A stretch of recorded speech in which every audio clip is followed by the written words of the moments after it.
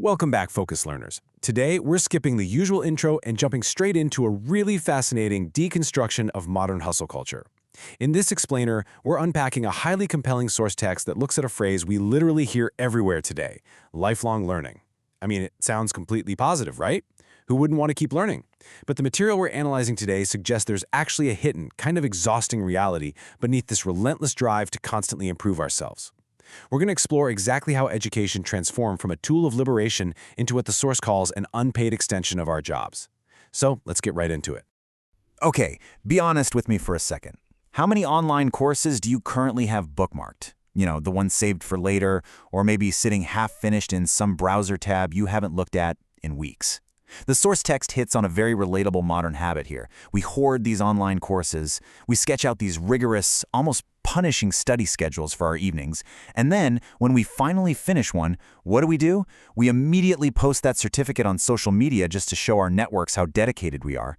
But why do we feel this immense pressure to constantly learn? Where did this massive wave of digital self-improvement actually come from? Well, let's dive into this. The spark that really ignited this specific modern culture traces back to the rise of MOOCs, massive open online courses. The source notes a pivotal moment, fall of 2011. That's when Stanford University decided to offer 3 artificial intelligence courses to the general public, completely for free. It was heralded as this utopian dawn of internet learning. It was a beautiful idea, really, democratizing education so that anyone, anywhere, even someone living in a remote village without access to a traditional university, could just log online and learn the skills they needed to work globally. But as you might guess, this educational democratization didn't exactly happen evenly. When you look at the platforms hosting millions of students today, there's a pretty stark imbalance. The source points out that the vast majority of these courses heavily favor practical, highly marketable skills. The offerings for tech, artificial intelligence, and business, they're sky high. Meanwhile, the options for arts, humanities, and literature are remarkably low. So it wasn't really just about learning for the pure joy of learning anymore. It became about molding individuals to fit the immediate, shifting needs of the global market. Section 1. The Lifelong Learning Trap. Now, what's really interesting here is how the rules of the game have totally changed. There's a persistent gap between what we learn and what the market demands. Even if you graduate from a top-tier university today, the expiration date of your skills is shorter than ever. Think about the old workplace model. If a company needed you to learn a new system, they trained you, they paid for it, and crucially, you did it during your paid work hours. But the modern workplace? It's fundamentally different. Companies now want ready-made employees. If you lack a skill, they'll just hire someone else who already has it. So the financial and temporal burden of training has been completely shifted onto you. You have to pay for it out of pocket, and you're expected to do it during your own personal free time. Which leads us to this really poignant thought inspired by writer J.J. Salingo. If training and education become a lifelong pursuit, the important question is, how will we pay for it? The source asks us to really empathize with the modern worker here. Imagine a 39-year-old with a family, just finishing an exhausting 8-hour shift. Instead of resting, kicking back, or playing with their kids, they have to spend their evenings studying, networking, and posting online, just to stay relevant in their field. You have to wonder, where does the energy, the time, and just the life come from when your off hours are entirely consumed by trying to stay employable? So the core issue is what the source refers to as the poison in the honey. It looks super sweet, but it's actually toxic. Let's walk through these 3 traps. Number 1, self-development has basically been rebranded. We think we're improving ourselves. Actually, scratch that. We think we're bettering our souls, but we're really just serving the market. Number 2, work now completely colonizes our free time. And number 3, which is probably the most insidious part, we do it completely willingly. The source author shares this intense personal anecdote that hits the nail on the head. Back when they were working a grueling restaurant job and desperately trying to learn new skills to escape it, they resorted to some extreme measures. They stopped bringing their phone into the bathroom just to claw back a few minutes to read study materials. They even stopped looking out the bus window during their commute, just ignoring the scenery entirely to squeeze in more learning.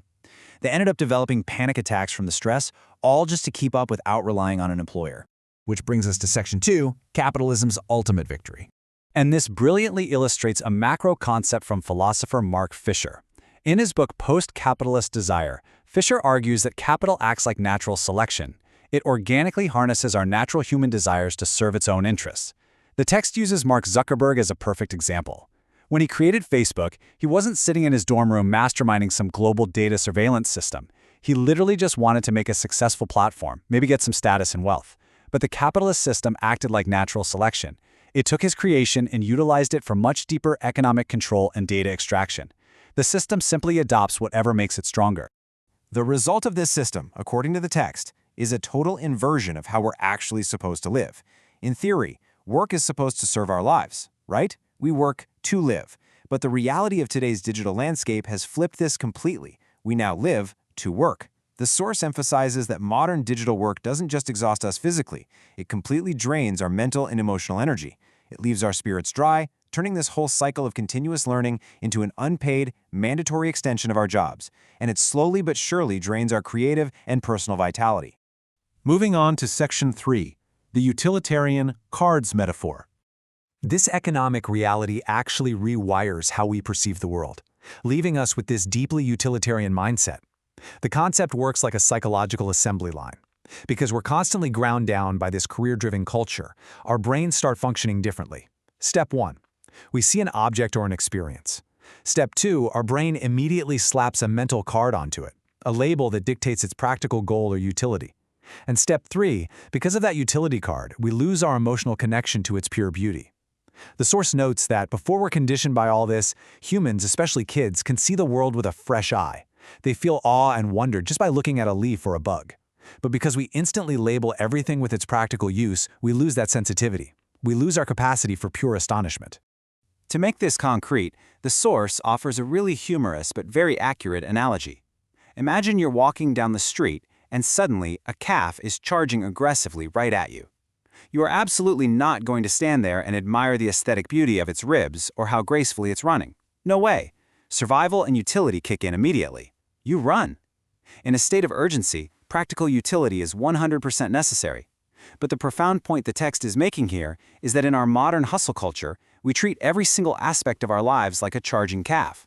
We're constantly in a rush, constantly evaluating what's useful for our survival and success, which leaves us absolutely zero time to stand back and simply appreciate life without an agenda. So, how do we break out of this cycle?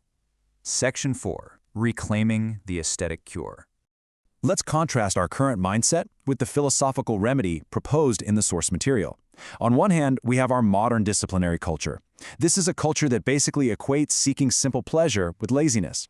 It teaches us from day one that true wealth is about accumulating money, constantly grinding, and perpetually delaying our joy for some mythical future date that, let's face it, never quite arrives. But then we have the aesthetic cure. This philosophy completely redefines wealth. It argues that true wealth is simply having the time, the space, and the mental clarity to experience pure joy today. It's about having the bandwidth to look at the world without those utilitarian cards attached to every single thing you do. The explainer leaves us with this wonderful, practical, guilt-free permission slip. It says, if you've booked a lesson to learn an instrument, like the oud for example, and you're sitting there tempted to cancel it because it doesn't serve my career or it feels like a waste of money, don't do it. Enjoying a hobby purely for the sake of it, without ever trying to monetize it or slap it on your resume, is absolutely vital for your soul. As the text humorously points out, spending that time enjoying life right now might literally save you a ton of therapy money later on. Protecting your emotional and spiritual immunity is just as important as protecting your physical health. And that brings us to a really powerful question to leave you with. Why are you really learning what you are learning today? The source isn't telling you to go out and quit your job or to stop developing the skills you need to survive, but it is asking you to wake up to your own motivations. Are you learning out of genuine curiosity, or are you acting out of a manufactured fear of falling behind?